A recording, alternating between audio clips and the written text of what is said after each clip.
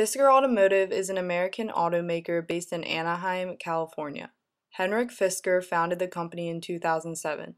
Fisker is from Denmark and is also responsible for creating the Aston Martin DB9 and the BMW Z8 Roadster, in addition to the Fisker Karma, which was launched in November 2011. The Karma is a plug-in hybrid luxury sports sedan. The motors generate 403 horsepower and 959 foot-pounds of torque. From a dead stop, it will go up to 60 miles per hour in 6.3 seconds. The car also has a high EPA rating and low emissions of carbon dioxide.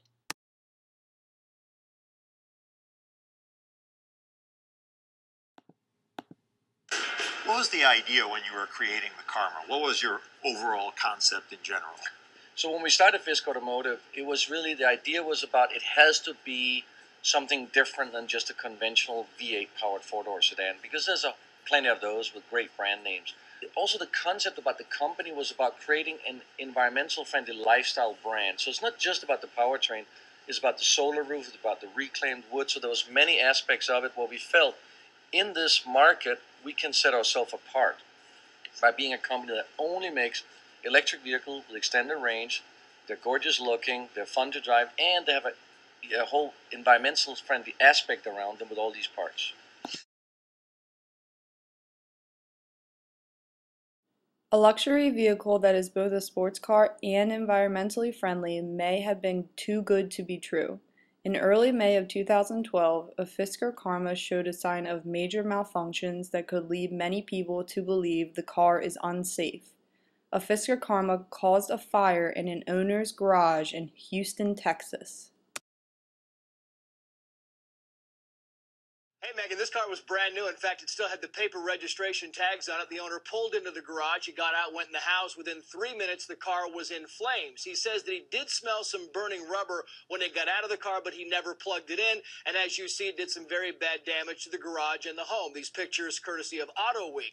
Now, luckily the owner's family wasn't home at the time, but the fire chief investigator says the Fisker Karma was the source of the fire, but it's unclear exactly where in the car the fire began. Other experts point to packaging in the engine compartment, but Fisker released this statement saying, quote, Fisker Automotive categorically denies any unsubstantiated opinions pointing to the Karma's engine packaging as the likely cause. But when this happened, Fisker sent a team of investigators to look at this, cordoned off the area. In fact, the fire chief said he has seen homicide investigations that were less secretive.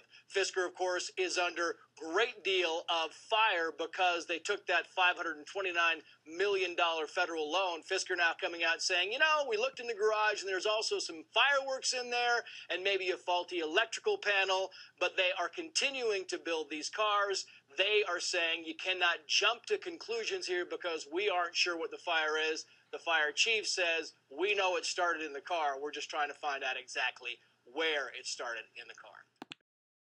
Just 4 months later, another Fisker Karma caught on fire in a parking lot in Woodside, California.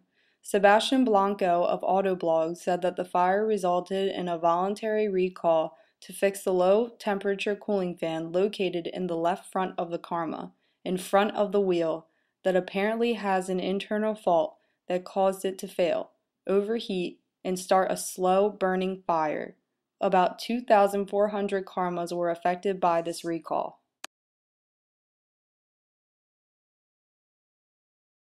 When Hurricane Sandy hit the East Coast, 16 Fisker Karmas caught on fire and were destroyed at New Jersey's Port of Newark.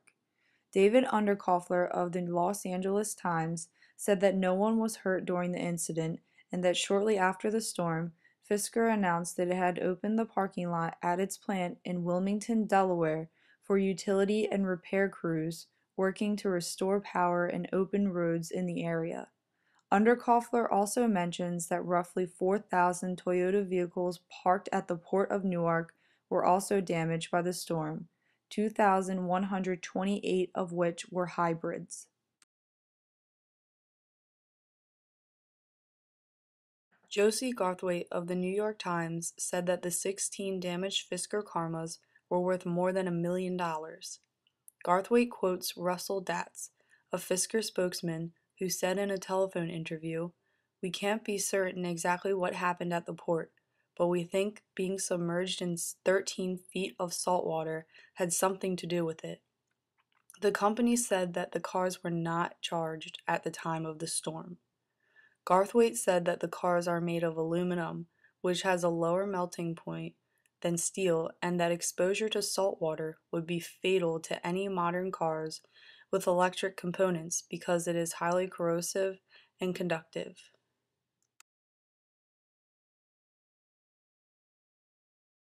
John Volker of the Washington Post wrote about Romney mentioning startup electric car companies like Fisker and Tesla in the third presidential debate. Romney talks about these companies in the first presidential debate on October 3rd, labeling them loser companies. But don't forget, you put $90 billion, like 50 years worth of breaks into solar and wind, to Solyndra and Fisker and Tesla and Enter1. I mean, I had a friend who said you don't just pick the winners and losers, you pick the losers. All right. So this is not the kind of policy you want to have. You want to get America energy secure. In the third debate, Romney reiterated that he was in favor of government support of industry research. In the debate, Romney said, "I have the kind of commitment to make sure that our industries in this country can compete and be successful. We in this country can compete successfully with anyone in the world, and we're going to." He said that he wants to invest in research and that car companies like Tesla and Fisker are not effective research. In conclusion, major newspapers and stations have covered recent events of Fisker Automotive, each focusing on different perspectives and providing different details.